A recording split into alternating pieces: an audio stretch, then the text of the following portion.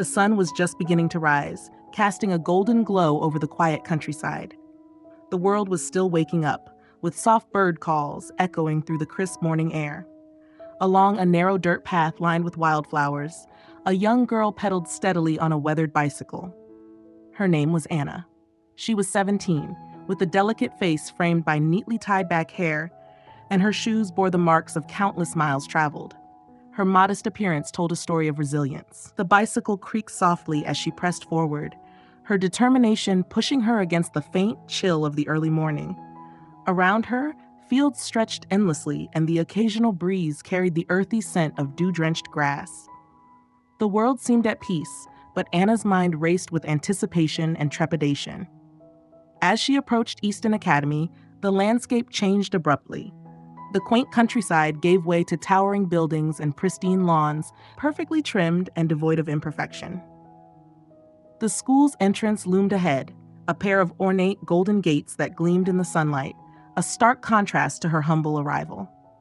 Easton Academy was renowned, a place where the children of the wealthy came to prepare for futures as leaders, innovators, and titans of industry.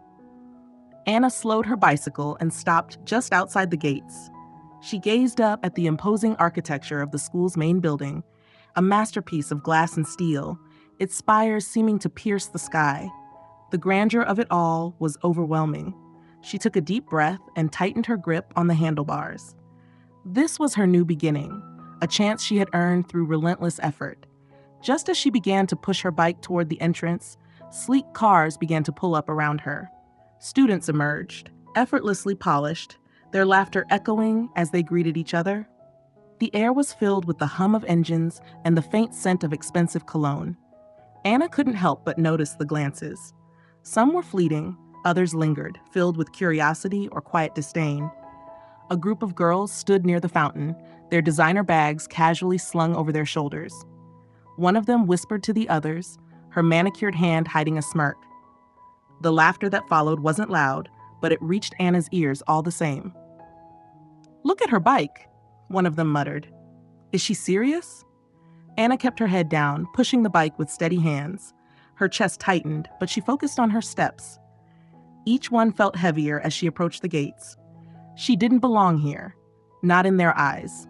But this was her place now, and she would face whatever came next with quiet strength. The golden gates of Easton Academy opened wide, and Anna stepped through. As Anna wheeled her bicycle through the open gates, the bustling courtyard of Easton Academy came alive with the chatter and energy of students. Laughter rang out in scattered bursts, and clusters of friends greeted each other after the weekend, their conversations punctuated with tales of lavish parties and exotic vacations. Anna tried to keep her focus straight ahead, but the grandeur of the scene was almost overwhelming. Standing near the fountain, a group of impeccably dressed girls turned their heads in unison. Among them was Jessica, effortlessly commanding attention. Her uniform, unlike the standard issue, had been tailored to perfection, hugging her figure in a way that spoke of deliberate design. A subtle sheen of diamonds glimmered from her earrings, and her manicured nails tapped rhythmically on the strap of her designer bag. Jessica's eyes fell on Anna, and a smirk crept across her face. She nudged the girl beside her. "Look at her," she said loudly enough for her words to carry. "That bike? Did she pick it up at a junkyard on her way here?" The group erupted in laughter, their giggles slicing through the air like sharp edges. Jessica stepped forward slightly, tilting her head with exaggerated curiosity. "Maybe she's lost. This is Easton Academy, not a summer camp." The laughter grew louder, emboldened by her words. Anna froze for a moment, the heat of embarrassment creeping up her neck. She lowered her gaze, gripping the handlebars of her bicycle more tightly. Her lips pressed into a firm line, but her eyes betrayed the quiet pain she felt. Jessica took a step closer, her voice dripping with mock concern. "Oh, honey, are you sure you're in the right place? I mean, it must have taken you hours to pedal here on that thing." Anna didn't respond. She bit the inside of her cheek and focused on her breathing, willing herself not to react. Without a word, she resumed pushing her bike toward the racks near the entrance. The murmurs and laughter followed her, like a wave of disdain crashing against her back. Behind her, Jessica rolled her eyes and turned to her friends. "Unbelievable," she scoffed. Some people really don't know when they're out of their league. Anna kept walking, her shoulders straight despite the weight of their ridicule. Her pace was steady, but the ache in her chest lingered. She parked her bike in the farthest rack, away from the glances and whispers, and stepped into the school. She didn't look back. The classroom was bright and spacious, with tall windows that let in streams of sunlight. Inside, rows of desks filled with students gleamed under the polished surface of the hardwood floors. Anna sat near the back, her head bent over her notebook. Her pen moved swiftly, capturing every word the teacher said with precision and care. "Excellent observation, Anna," the teacher said, glancing in her direction. "As always, you've connected the concepts beautifully."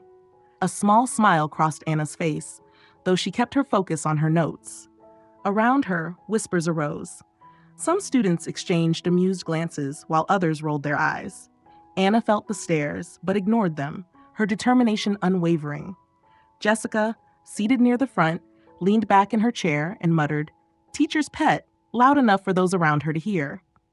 Her friends stifled their giggles, the sound mixing with the quiet hum of the lesson. When the lunch bell rang, Anna packed her books carefully and headed to the cafeteria.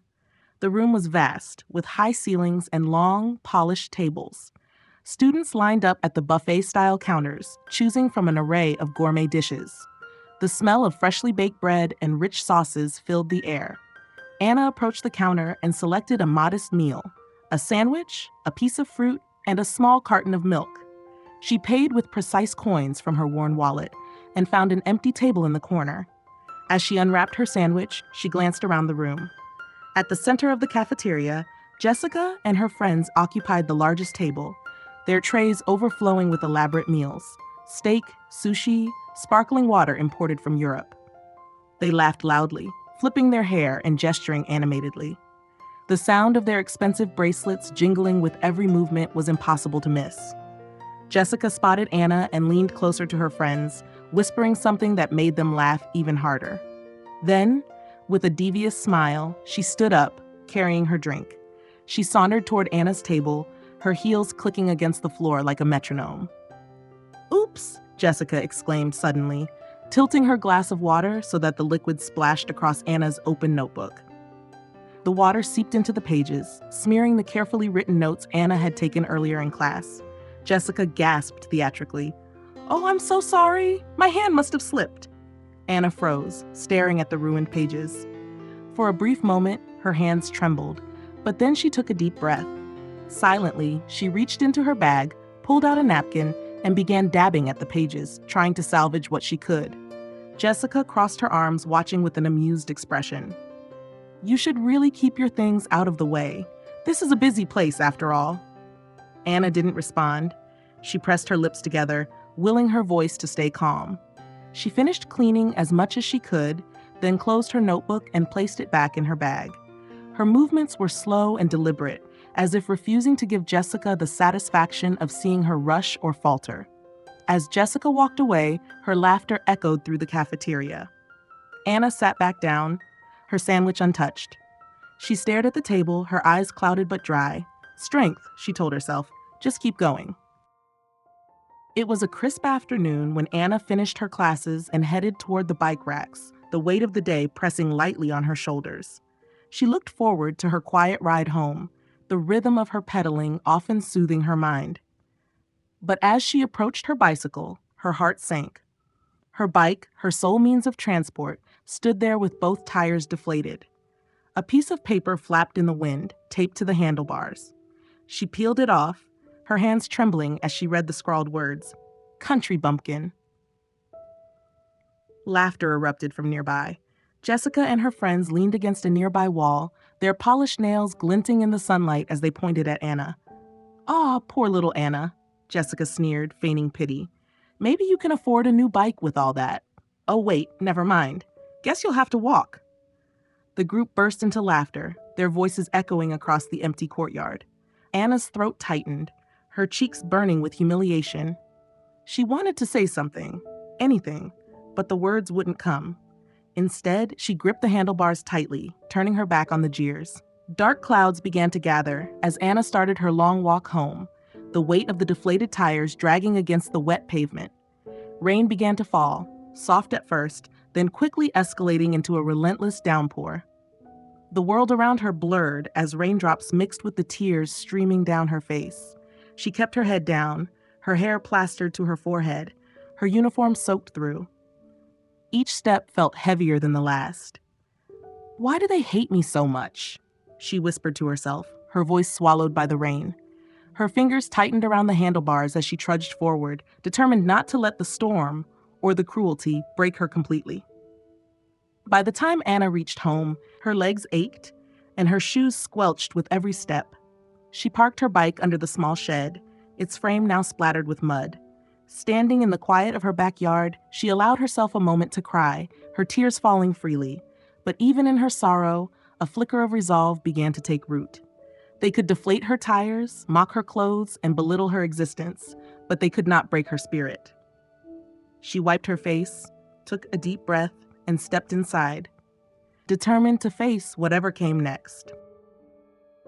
As the final bell rang, Anna wheeled her bicycle toward the small shed at the edge of the school grounds. The once quiet corner now felt like a refuge. She bent down to inspect her bike, sighing as she noticed the flattened tire. A small piece of paper was taped to the seat. "Stay in your lane, country girl." Anna crumpled the note, her shoulders sagging. She crouched by the tire, running her fingers over the tear. It was going to be a long walk home. "Need some help?" A gentle voice broke through her thoughts. Anna looked up to see Zhang Yan, a tall boy with an easygoing smile, standing a few feet away. He carried his own bike, slightly worn but well kept. Zhang was another scholarship student, known for his sharp mind and quiet demeanor. "I can fix that," he offered, setting his bike down. Without waiting for a response, he knelt beside her and examined the damage. "You don't have to," Anna said softly, though her voice carried a mix of gratitude and wariness. "It's no trouble," Zhang replied, pulling a small repair kit from his bag. His hands moved with practiced ease as he patched the tire. "This isn't your fault, you know. Some people think they're better than others because of money. It's not worth giving them your energy." Anna stayed silent, watching him work. The sound of tools clicking against the wheel filled the air. Finally, Zhang sat back, dusting his hands. "There you go," he said. "Good as new." She smiled faintly, looking at the repaired tire. "Thank you, Zhang." He stood and offered a hand to help her up. "Don't let them bring you down, Anna. You deserve to be here, just as much as anyone else." His words lingered, warm and steady, as Anna pedaled away into the fading light. The morning assembly buzzed with energy as the headmaster stepped onto the stage. Students filled the grand auditorium, their chatter echoing off the high ceilings and ornate wood paneling. A large banner hung across the back wall, boldly declaring Easton Academy Charity Drive, supporting children in need. "Ladies and gentlemen," the headmaster began, his voice steady and commanding, "this year, we aim to make a difference in the lives of those less fortunate. Our charity event will include a fundraising drive and an auction, with all proceeds going toward building schools for underprivileged children. This is our chance to show that Easton Academy is about more than privilege. It's about leadership, compassion, and giving back."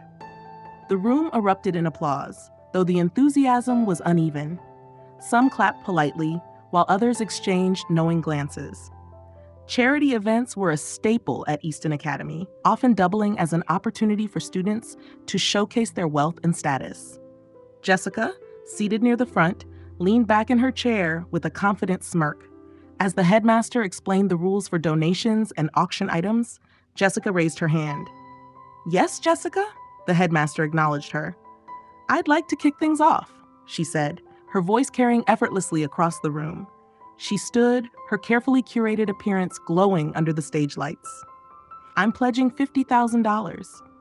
Gasps rippled through the crowd, followed by murmurs of awe and admiration. Jessica turned slightly, letting the attention wash over her like a spotlight. "That's incredible, Jessica," one of her friends exclaimed, clapping enthusiastically. Jessica waved a manicured hand, feigning humility. "It's nothing," she said. "It's for a good cause, after all." The applause swelled, and the headmaster smiled approvingly. "Thank you, Jessica. Your generosity sets a wonderful example." In the back of the room, Anna sat quietly, her hands resting in her lap. She listened as the other students praised Jessica, but her thoughts drifted elsewhere. She had little to give, but the idea of helping children resonated deeply with her. She couldn't compete with the likes of Jessica, but she resolved to contribute in her own way, no matter how modest. The day of the charity event arrived with much fanfare. Students gathered in the grand hall, buzzing with excitement as they prepared to display their wealth and generosity. Rows of tables adorned with auction items lined the walls. Everything from designer handbags to rare collectibles, each accompanied by lofty starting bids. Anna entered quietly, unnoticed by most, and made her way to a discreet donation box set up near the stage. Unlike the public pledges made earlier, this box was for private contributions, meant for those who preferred to give anonymously. Anna hesitated for a moment, clutching the envelope in her hands, before slipping it inside and walking away without a word. The headmaster soon took the stage, smiling broadly as he addressed the crowd. Thank you, everyone, for your incredible participation today. Your generosity is what makes events like this possible. Now, I'd like to take a moment to acknowledge some outstanding contributions. He began listing the names of donors, pausing for effect with each amount. Jessica Montgomery, $50,000. Truly commendable, Jessica. Jessica beamed, her friends clapping and nudging her playfully. She glanced around the room, savoring the attention. And finally, the headmaster continued, his voice lifting, we have an anonymous donation of $100,000. The hall fell silent for a moment, the weight of the number hanging in the air. Then whispers broke out, growing louder with every second. Who was it? 100,000? That's more than Jessica. Who here could give that much? Jessica's smile faltered. Her cheeks reddened as she sat back in her chair, her expression darkening. She scanned the room, her mind racing. Who could outshine her? She leaned toward one of her friends and whispered, "Find out who it was." As the murmurs swirled, Anna stood quietly at the back, watching the proceedings without a hint of emotion. She didn't need recognition, the thought of helping children was enough. But as Jessica's sharp gaze swept over the room, her eyes lingered briefly on Anna. A flicker of suspicion crossed her face. "No way," Jessica muttered under her breath. "It couldn't be her, could it?" For the first time, a crack formed in Jessica's confident facade. The perfect world she had built around herself suddenly seemed less certain. It was an ordinary afternoon at Easton Academy, the kind of day when students lingered on the manicured lawns or gathered in the courtyard after class.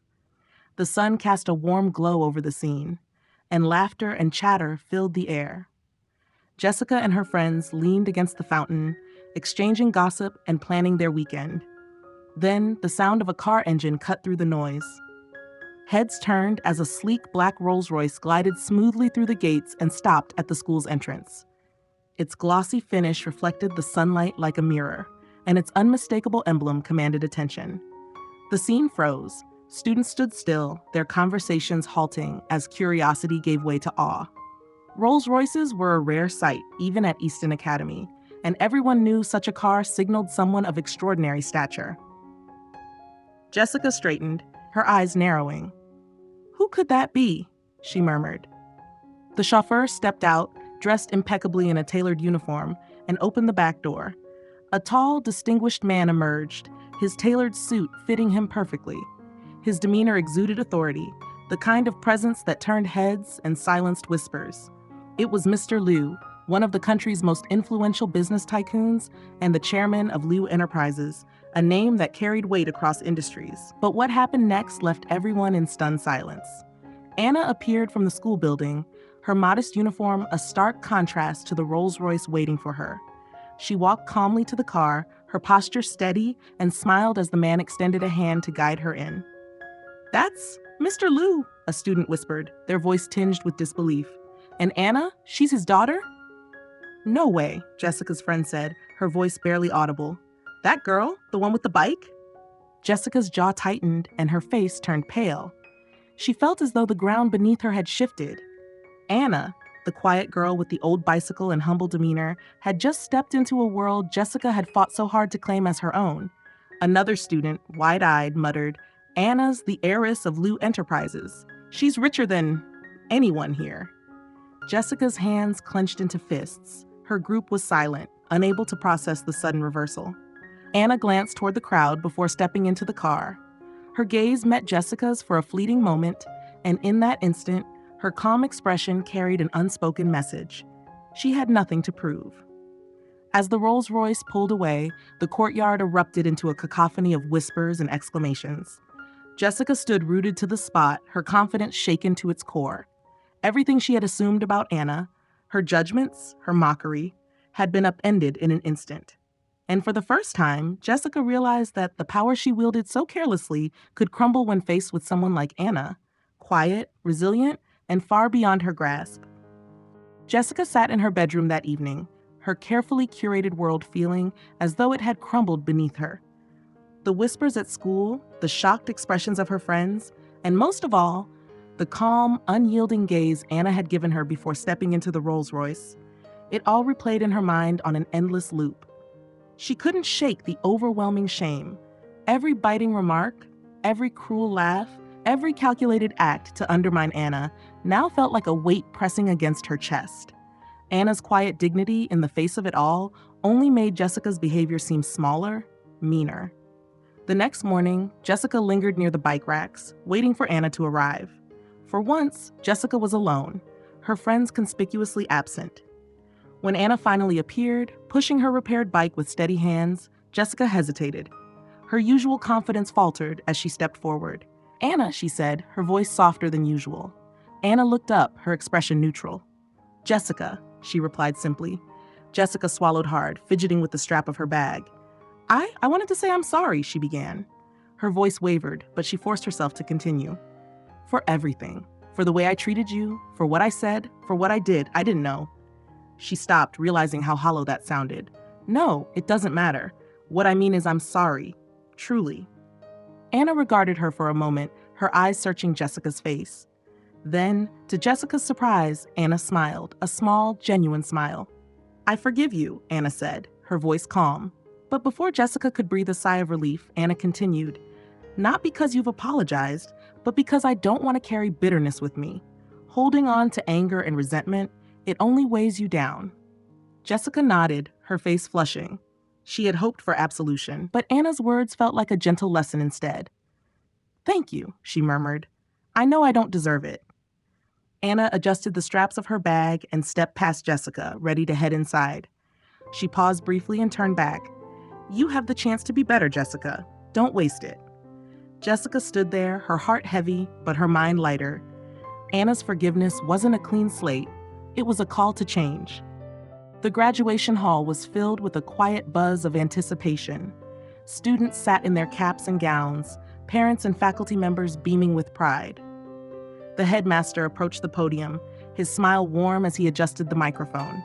"And now," he announced, "it is my honor to introduce one of Easton Academy's brightest and most inspiring graduates, Anna Liu."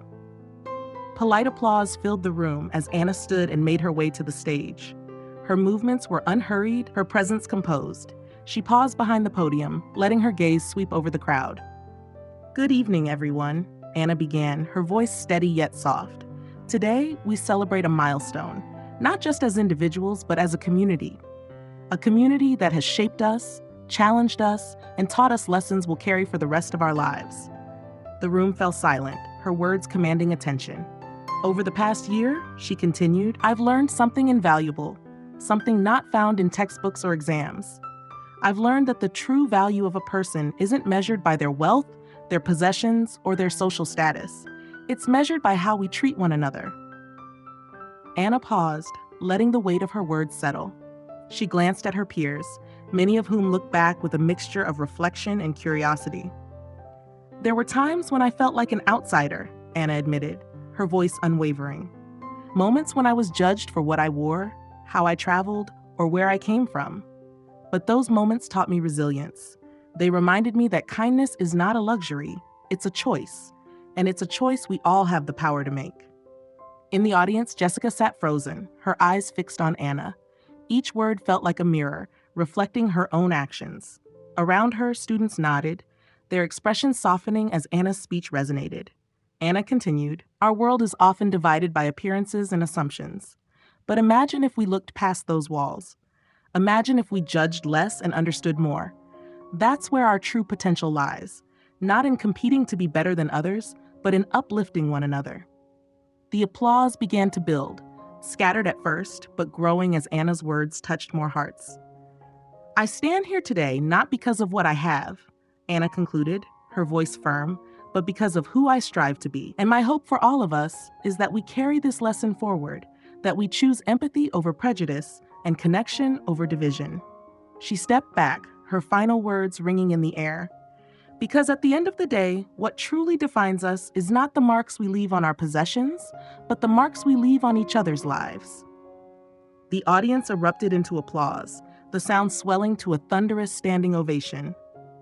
Anna's calm presence seemed to shine brighter than ever as she bowed her head slightly, then returned to her seat. As she passed Jessica, their eyes met briefly. In that fleeting moment, Jessica whispered, "Thank you." Anna nodded, her expression serene, and continued on her way. The room was filled with a renewed sense of understanding, a reminder that while their paths may diverge, their shared humanity would always remain. In the weeks following graduation, Jessica found herself drawn to a world she had once dismissed. Anna's speech had lingered in her mind, its message unraveling her carefully constructed views. The shallow victories she once prized now seemed empty, and the weight of her past actions pushed her toward a need for redemption. One afternoon, Jessica approached Anna outside the school gates, where Anna was loading boxes of donated supplies into a van. The logo of a local charity was printed boldly on the side. "Anna," Jessica called, her voice hesitant. Anna looked up, her face calm but unreadable. Jessica cleared her throat. I heard you're volunteering for the Children's Center. I was wondering if I could join you." For a moment, Anna said nothing, her gaze searching Jessica's face. Finally, she nodded. "If you're serious about it, there's always work to do." Jessica felt a mixture of relief and apprehension as she followed Anna to the van. The ride to the center was quiet but not uncomfortable, the silence filled with a shared purpose rather than tension. At the Children's Center, Jessica's transformation began in earnest. She carried crates of food, helped sort clothes, and played with the children, their laughter ringing in her ears. It was hard, unglamorous work, but it filled a void she hadn't realized existed. One afternoon, as they painted murals on the center's walls, Jessica wiped a streak of blue paint from her cheek and glanced at Anna. "Thank you for letting me do this," she said. "It's helping me see things differently." Anna smiled gently. "Helping others has a way of doing that." Jessica nodded, the words resonating deeply. Over the next few weeks, she continued to volunteer, showing up regularly and pouring herself into the work.